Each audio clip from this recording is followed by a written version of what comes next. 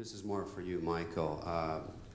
I couldn't, you presented a very dense amount of information. It's really intriguing. I couldn't digest all of it as it was going by.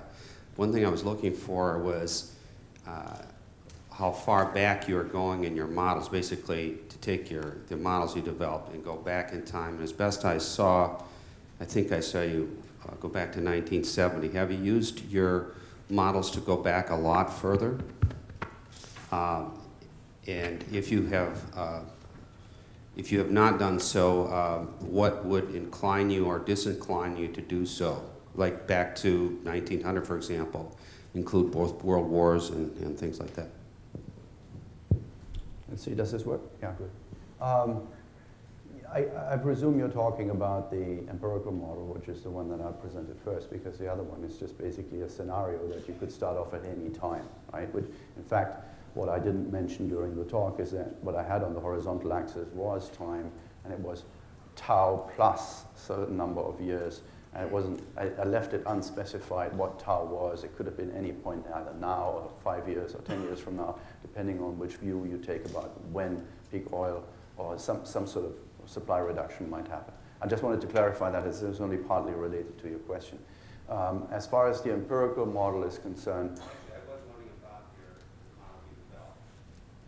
do you mean the theoretical model? Theoretical model, but you could apply that as far further back to. It's not really clear what that means, right? I mean, basically, the way a theoretical model works is you just basically devise a theoretical structure that you think best explains how economies work and interact. And this is a model of the world economy, of the entire world economy.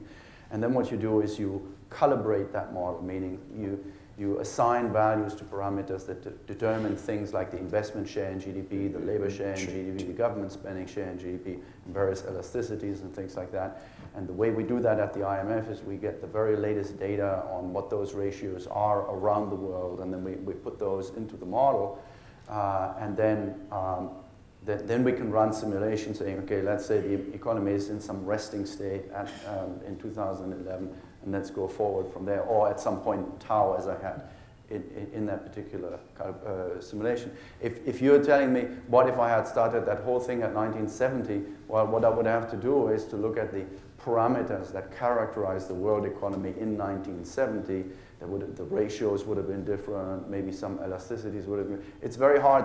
I mean, I don't think it would have been quantitatively a little bit different, but qualitatively not very much, because the world economy hasn't changed that dramatically. I think in terms of its basic structure, right? So I think that's the best I can answer.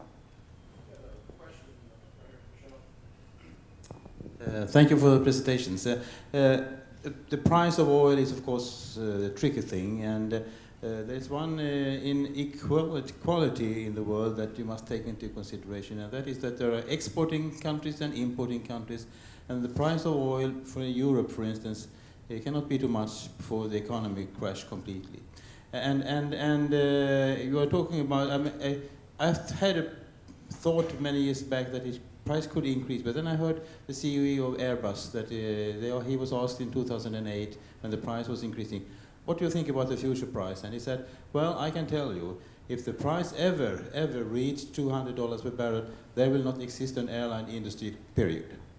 And if there don't exist an airline industry, period, then the global economy is over.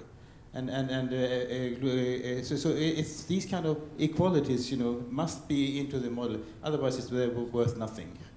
What? That was directed to me, was it? Yeah. Yeah. I completely agree with you, and this is precisely the kind of thing that I need to understand, right? I also think if the oil price was to go above 200, there would be very serious short-term problems. The question is, would they last forever? For example, is it possible to think of a scenario where the oil prices would have to gradually rise past 200, and the airlines would just pass that cost on to their customer? So while there would be a lot of short-term pain, there would still be an airline industry with very high ticket prices 20 years from now, or not, and if not, why not? This is precisely the kind of thing that I need to understand, in order to model this more accurately. In this model, it's continuous, it's smooth. You know, as the oil price rises, there's a certain elasticity of substitution whereby you can substitute to other things, like from air transport to, you know, traveling by boat or something, but it is not like, there's no dramatic trigger point at which something qualitatively changes. In other words, small thing is that the fact that your model is probably working if the oil was distributed equally among the countries in the world. I mean, United States is an exception. They can borrow money. People can't hear you. Wait.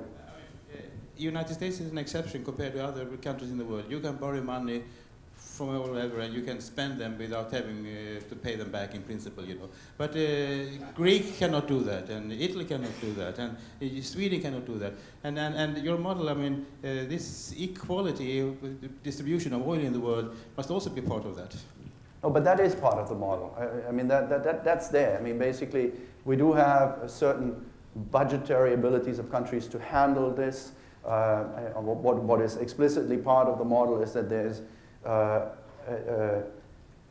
countries, the oil exporters have oil funds that they accumulate when the oil price goes very high, and the way in which this oil fund is then invested in other countries in the world depends on the ability of other countries to absorb that high oil price. We have also calibrated that certain countries have a low or a high ratio of oil use relative to their overall output. A lot of that, probably not in the detail that you would like to see, but a lot of that is already in the model. Okay, so that's on the point. I think your first point about these trigger points, that's really what I like to get a handle on.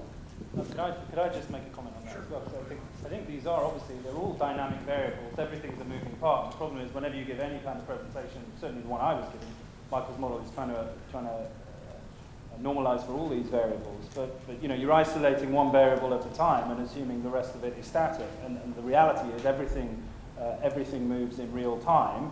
And I think what is being said now about $200 a barrel will be the death of Europe and so on. I mean, first of all, Europe's doing a pretty good job of killing itself already at current prices.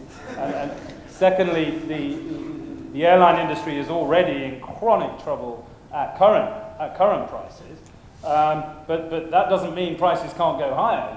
I mean, this is how the market economy reallocates resources, you know, and I think it's equally unrealistic at the IEA to assume that, you know, demand in the Middle East is going to be much lower than might realistically be expected, and that therefore the price is going to be $120 a barrel in 2020 in 2011 terms.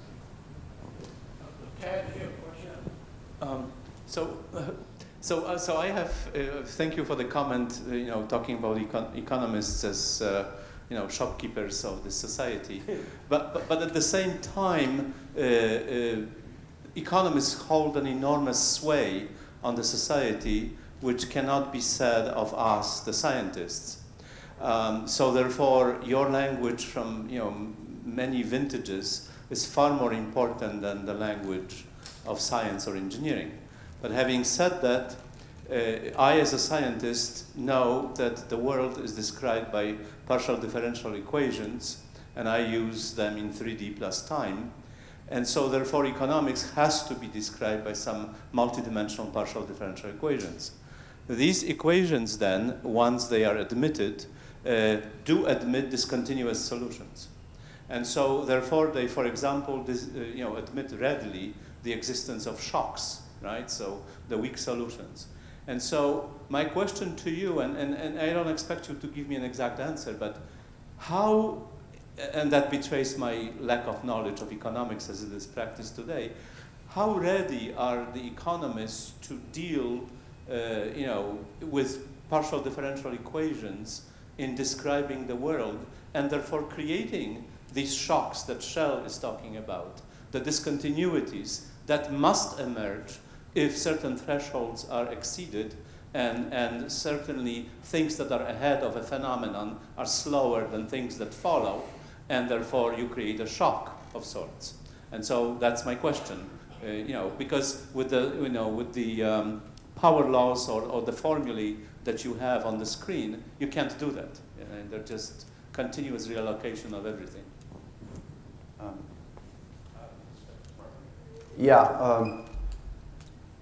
So what is in the model is, of course, not just what I put up there, that one equation, which was the production function, but there's a set of dynamic equations. In fact, there are thousands, literally thousands of equations, of dynamic equations. They are not partial differential equations, they are difference equations. But there is,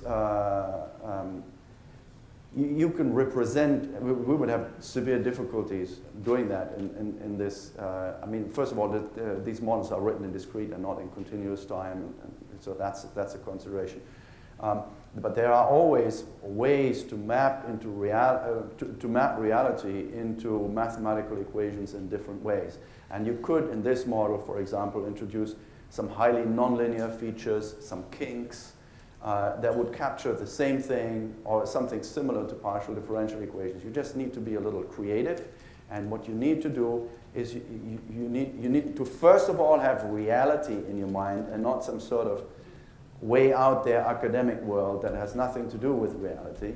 And then you need to think about how can I creatively map that into the structure that I know how to work with, which unfortunately is not partial differential equations, it's difference equations, but I can still do a lot in that world. And for example, what I did there with entropy, I thought was something, at least it was an attempt, and I would like to get some feedback on what people think about that and whether they can think of better ways of doing the same thing. Because I cannot overnight change my language, partly because I cannot communicate with the economists that you say, and you rightly say, are so important to be communicating with. I can only communicate with them in this language and try to get as creative as I possibly can and as connected to the real world as I possibly can. And so I need you to give me feedback, not in the sense of saying, oh, you need to use partial differential equations, but how you need to change your framework in certain ways to get closer to reality. And I'll be totally enthusiastic about that.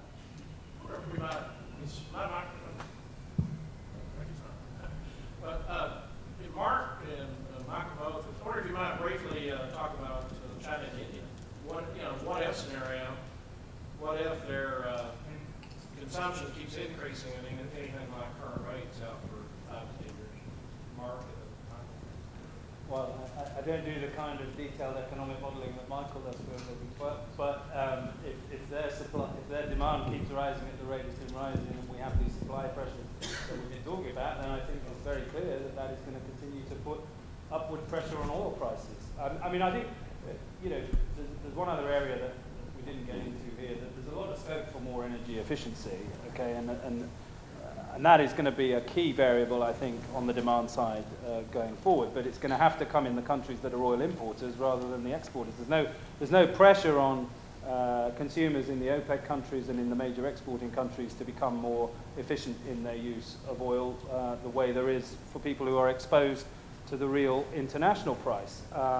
But there are some enormous differences between the levels of efficiency even between the major OECD countries, which as a European I'm always struck by when I come to the United States, just in terms of the size of the cars that are driven and the way that energy is consumed in the US compared with Europe is very strikingly different on all sorts of levels. So I think that's something that is going to have to continue to be worked upon, but I think the good news is there is a lot that can be done in terms of becoming smarter in our use of energy. But clearly, these trends, these countries such as China and India that have racked up large current account surpluses with their exports, they've got lots of dollars.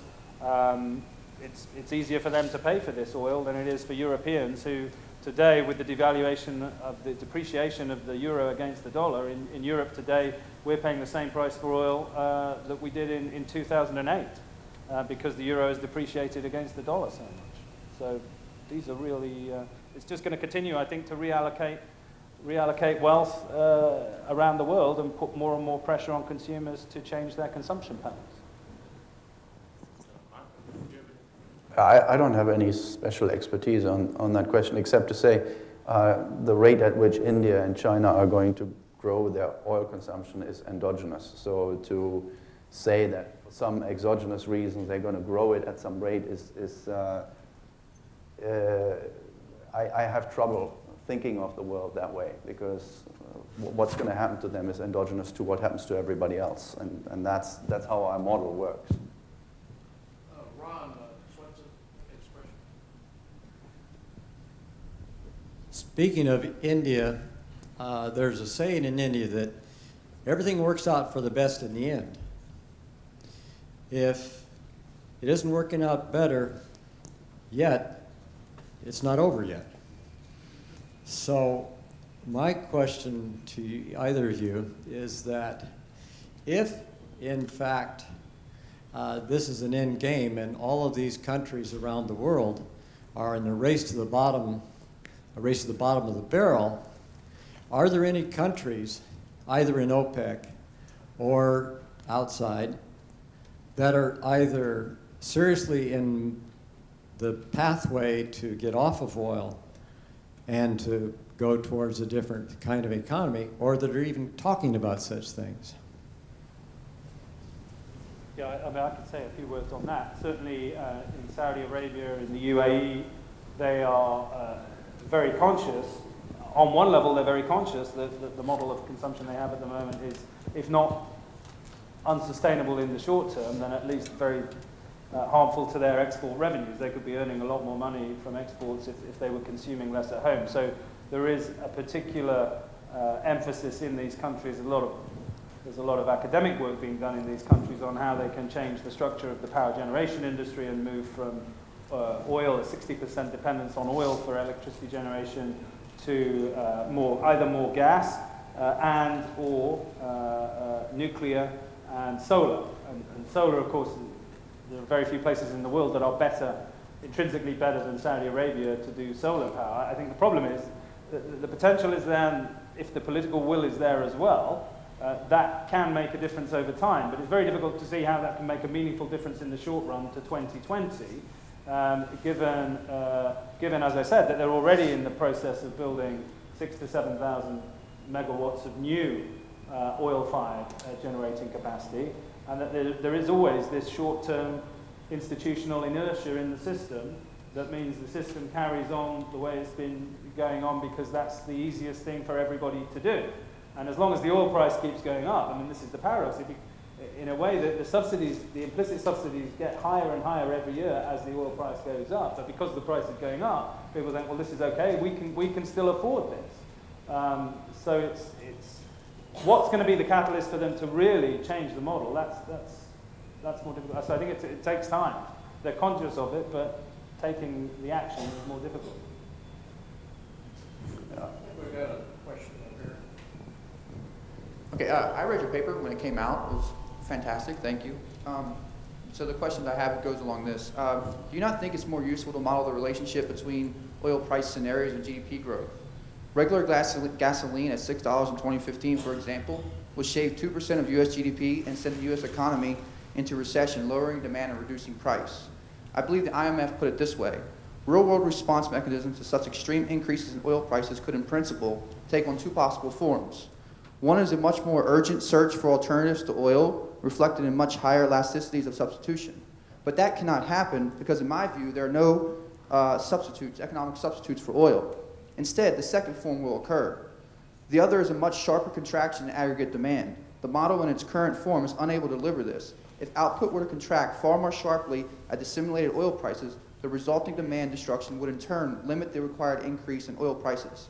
Instead of modeling substitution, could you model supply shocks and conservation, not substitution as a demand response, via a cycle of events that occur while supplies decline at a steady rate, say 2 to 5% per annum? The process goes like this: supply shock, price rise, recession, demand destruction, price decline, conservation, recovery, etc. Is there any way to model that? That's my question. Well, that's the same question I posed at the end of my talk. So we're on the same page. But I have no further answer in addition to what I said. I'm searching, okay? Okay, good.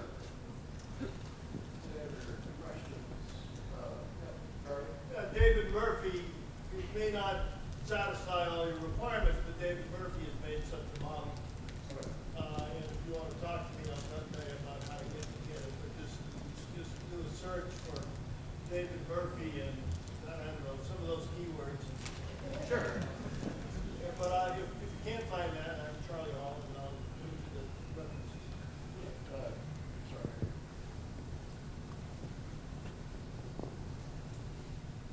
thought both your presentations were right on. They were very enjoyable.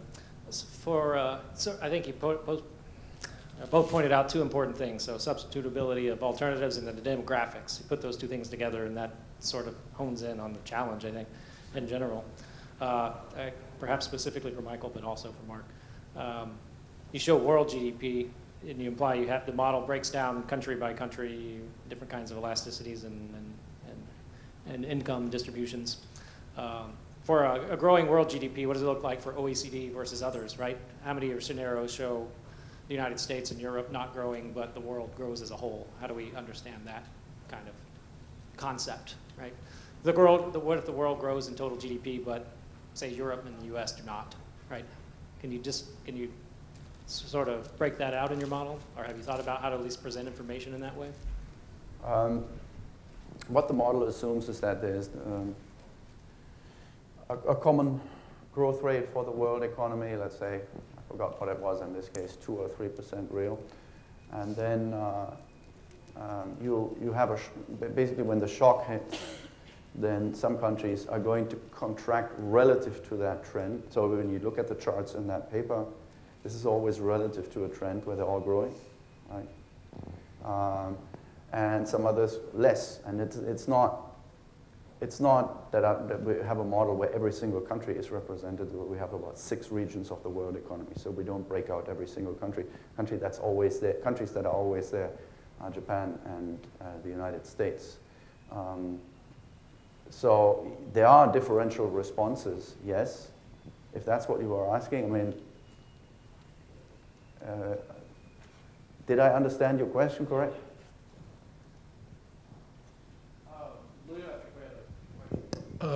Mark, in regards to Saudi Arabia, your numbers are right on the problem. Take a quick look at 7% demand growth for oil. That's what it's been over the last 10 years. Extrapolate that 20 years, and you're at 11 to 12 million barrels a day, which is their current capacity, including their NGLs. There's very little discussion in the Saudi U.S. news reports that I get that even address the subject of taking away subsidies. Why don't they want to talk about taking away subsidies?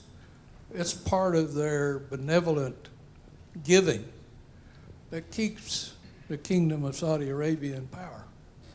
And we're faced with a very sudden change, probably in the very near future, in the Kingdom of Saudi Arabia in who owns and who controls Saudi Arabia. So I think your point's well taken. Thank you.